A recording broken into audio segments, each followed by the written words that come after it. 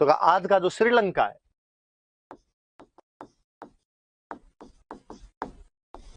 वहां की राजकुमारी थी, और यहाँ के कोई राजा थे गंधर्व सेन,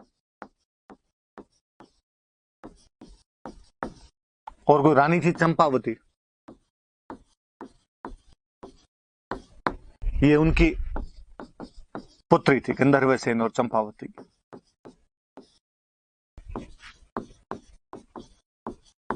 फिर ऐसी कहानियां हैं कि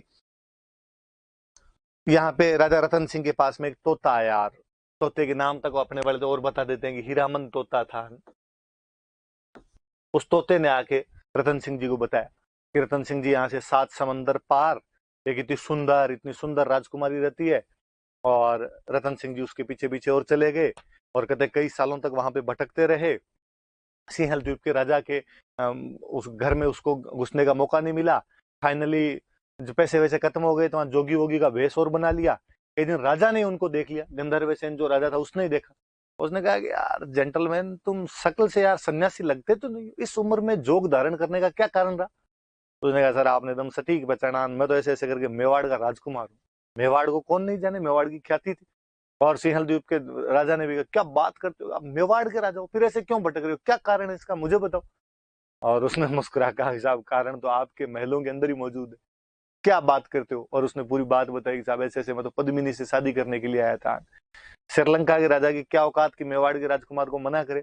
हमारे भारत का नक्शा जब लेके आते हैं, भारत का जब मैप लेके आते हैं तो श्रीलंका का मैप फ्री के अंदर आ जाता है। तो उसने कहा साहब धन घड़ी धन भाग, आप मेरे राजकुमारी से शादी करना चाहते हो। और उसने कहते पद्मिनी से शादी कर दी। रतन सिंह जी यहाँ आ गए, हंसी खुशी अपना जीवन यापन कर रहे थे, यहाँ पे पद्मिनी के साथ रह रहे थे। फिर आगे कहानी और, रतन सिंह जी के दरबार में एक विद्वान व्यक्ति रहता था, राघव चेतन नाम था उसका। राघव चेतन नाम करके कोई विद्वान व्यक्ति थे, पंडित जी थे, पढ़े लिखे थे। और राघव चेतन ने एक दिन ऐसा कहते हैं कि पद्मिनी को देख लिया, और पद्मिनी को देखते वो मूर्छित होकर गिर गया। रतन सिंह को जब ये बात पता चली तो रतन सिंह ने कहा है यार ऐसे कैसे, किसी दूसरे की वाइफ पे, किसी दूसरे की रानी पे तुम ऐसी बुरी नीयत कैसे रख सकते हो। और राघव चेतन ने कहा कि अब हो गया सर, वो तो जो हो ही गया। रतन सिंह ने कहा नहीं, आज के बाद तो दिखना नहीं चाहिए, दिख गया तो देख लेना। राघव चेतन को बेइज्जती करके वहां से निकाल दिया। अब आपकी कोई बेइज्जती करके निकाल दी तो आप क्या करो। तो दुश्मन का दुश्मन हमेशा अच्छा दोस्त होता है। तो मेवाड़ वालों का दुश्मन कौन, खिलजी, क्योंकि उससे गुजरात जाते समय टैक्स वगैरह लिए हुए थे। राघव चेतन गया अलाउद्दीन खिलजी के पास, और अलाउद्दीन खिलजी को जाके उसने बताया, और उसने पूरी बात बताई। साहब ऐसे ऐसे पद्मिनी की सुंदरता के बारे में बताया। पद्मिनी पानी पीती है तो यहाँ से दिखता है, उसके कंठों से दिखाई देता है। और कहता है अलाउद्दीन खिलजी को जब ये बात पता चली तो अलाउद्दीन खिलजी ने यहाँ पे आक्रमण कर दिया था। ऐसी कई कहानियां क्यों दंतियां आपने चलती है कि ऐसी कोई बात भी थी, और मैं इसके बारे में और बात करूंगा। तो ये पद्मिनी की थोड़ा सा याद रखना कि अपने कोई क्वेश्चन पूछे तो कि भाई ये सिंहल द्वीप की राजकुमारी थी, और पिताजी का नाम गंधर्व सेन था, माता जी का नाम चंपावती था। और अलाउद्दीन खिलजी को उसके बारे में कौन बताता है, तो अलाउद्दीन खिलजी को उसके बारे में किसने बताया था, तो राघव चेतन नाम के व्यक्ति ने बताया था। आगे की कहानी ये कहती है कि अलाउद्दीन खिलजी यहाँ पे आया, अलाउद्दीन खिलजी ने आगे यहाँ पे घेरा डाला, और आगे रतन सिंह को कहा कि मुझे तुम्हारी रानी पद्मिनी चाहिए। राजा ने कहा यार ऐसे कैसे हो सकता है, कोई वस्तु थोड़ी है कि एक तू रख ले और एक मैं रख लूं, या मेरे वाली तेरे को दे दी जाए, ये मेरी रानी है, तू ऐसे कैसे बात कर सकता है। तो अलाउद्दीन ने कहा मैं जबरदस्ती ले जाऊंगा। वापस उसी पॉइंट पे ही मैंने बताया कि चित्तौड़ का किला बहुत मजबूत था, जल्दी से अंदर नहीं घुस सकते थे, और कहते राजा ने अपना किला बंद करवा के राजा अंदर बैठ गया। अलाउद्दीन खिलजी को लगा यार अंदर घुस ही नहीं पाएंगे, तो फिर उसने एक जाल फेंका और उसने कहा कि चलो मैं आपसे संधि करने के लिए तैयार हूँ, जो हो गई वो तो बात हो गई, और अपने आप नई लड़ाई करेंगे। और कहते हैं कि अलाउद्दीन खिलजी को संधि के लिए बुलाया गया, खाने के लिए बुलाया गया। वहां अलाउद्दीन खिलजी बैठा हुआ था और उसके सामने एक शीशा लगा हुआ था, नीचे एक पौंड बना हुआ था, तालाब बना हुआ था। पद्मिनी उस शीशे के जैसे आगे आई, उसकी जो प्रति छाया थी, उसकी जो छाया दिखाई देती है, प्रतिकृति दिखाई देती है, वो तालाब के अंदर दिखाई देती है। और अलाउद्दीन खिलजी उसको देख के यूं बड़ा मोहित होता है। कहते हैं जब वापस अलाउद्दीन खिलजी जा रहा था तो रतन सिंह उसको सी ऑफ करने के लिए नीचे तक गया, उसको लगाया अब तो संधि हो ही गई। और नीचे जाते अलाउद्दीन खिलजी बड़ा घाघ आदमी था, जगीरा की तरह कमीनापन कूट कूट के भरा हुआ था उस आदमी। और उसने रतन सिंह को गिरफ्तार कर लिया, और उसने कहा कि जब तक मेरे पास पद्मिनी नहीं आएगी तब तक रतन सिंह को नहीं छोड़ा जाएगा। पद्मिनी के लेंगे, पद्मिनी जितनी सुंदर थी उतनी बुद्धिमान महिला थी। और ऐसा कहा जाता है कि पद्मिनी के एक भैया थे, और उन भैया का नाम था गोरा। एक पद्मिनी का भतीजा था और उस भतीजे का नाम था बादल। दोनों आपस में भी काका भतीजा थे। पद्मिनी ने इनको बुलाया, इनको बुला के समझाई कि ये बात है, क्या किया जाना चाहिए। इन्होंने प्लानिंग की और प्लानिंग करके कहा कि ठीक है। अलाउद्दीन के पास मैसेज करवाया, अलाउद्दीन के पास मैसेज करके कहा कि पद्मिनी तुम्हारे पास आने के लिए तैयार है, पर पद्मिनी अकेली नहीं आएगी, उसके साथ में उसकी दासियां भी आएगी। उसने कहा कोई नहीं, ठीक है, आप तो भेज दो, दासियों को भी भेज दो। तो कहते हैं कि पद्मिनी जब जा रही थी तो रानी हमेशा पालकी के अंदर बैठ के जाती, 4 जने उठाते, वो कहार उठाने वाले होते।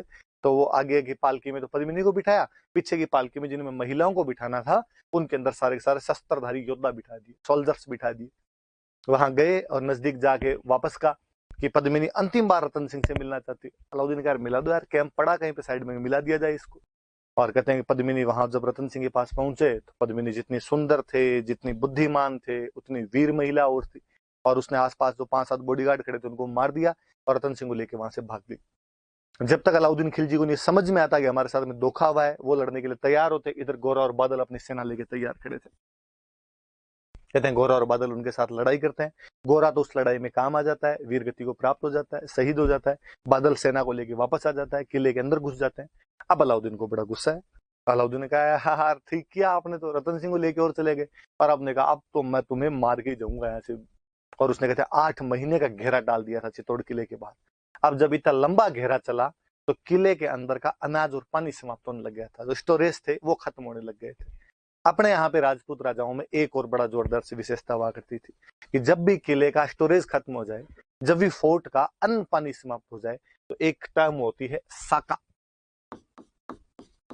उस समय जो युद्ध किए जाते थे उन युद्धों को बोलते थे साका।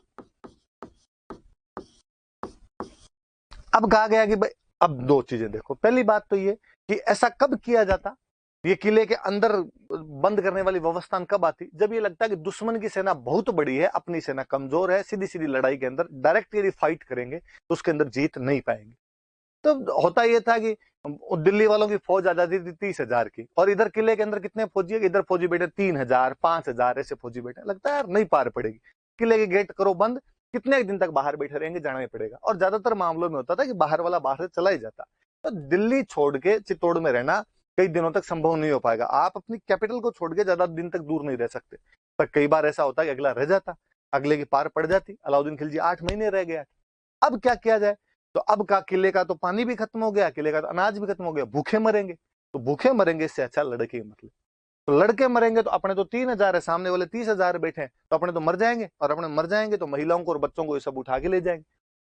का तो इसका एक तरीका किया जाए, अब अपने तो मरेंगे, परिवार की रक्षा के लिए क्या किया जाए, महिलाओं की रक्षा के लिए क्या किया जाए। तो जो महिलाएं हुआ करती थी वो खुद ही कहती तुम हमारी चिंता मत करो, हम जोहर कर लेंगे। एक टाइम है, वापस सुनना, जोहर क्या होगा साहब जोहर के अंदर। तो महिलाएं जितनी भी हुआ करती थी वो अग्नि जलाती, और अग्नि के अंदर महिलाएं बैठ जाया करती थी, अपनी जीवन लीला समाप्त कर लिया करती थी, ताकि वो जो सोल्जर है उनको परिवार की कोई चिंता नहीं रहे।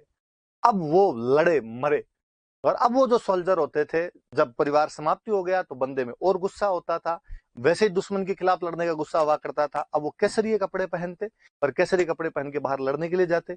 अब उनके जीवन का एकमात्र उद्देश्य अधिकाधिक संख्या में दुश्मन को मारना था, ज्यादा से ज्यादा, जितने ज्यादा हो सके उतने दुश्मन को मारना था। और मुंड पे टूट के पड़ता, और वहां पे लड़ते हुए वीरगति को प्राप्त हो जाया करते थे। क्योंकि केसरिये कपड़े पहन के जाते थे, इसलिए उस टाइम को बोलते थे केसरिया। तो 2 चीजें हो गई, एक तो हो गया जोहर और एक हो गया केसरिया। और इन दोनों की जो कंबाइंड फॉर्म होती थी उस कंबाइंड फॉर्म को बोलते थे साका। तो याद रखना, कभी कोई पूछ ले कि साके में 2 चीजें क्या क्या होती है, तो एक तो होता है जोहर, एक होता है केसरिया। अब अगला सवाल पूछेगा जोहर कौन करता है, केसरिया कौन करता है। तो जोहर किया जाता है महिलाओं के द्वारा, फीमेल, और केसरिया किया जाता है पुरुषों के द्वारा। और इन दोनों को मिला के क्या बोलते हैं। तो यहाँ पे जोहर किसने किया होगा, तो महिला कौन, तो रानी पद्मिनी। तो कहते रानी पद्मिनी ने अपनी 1600 अन्य रानियों के साथ में, 1600 अन्य महिलाओं के साथ में जोहर किया था। केसरिया किसने किया, तो केसरिया करने वाले रतन सिंह, राजा रतन सिंह और उनके सेनापति।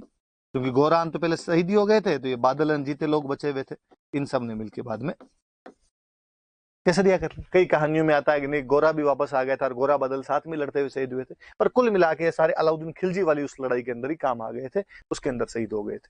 तो ये चीज याद रखना। अब इसके लिए कहते हैं ये जो पद्मिनी और रतन सिंह वाला जो हुआ था, ये चित्तौड़ का पहला साका है। पहली बार चित्तौड़ के अंदर ये वाली जो प्रक्रिया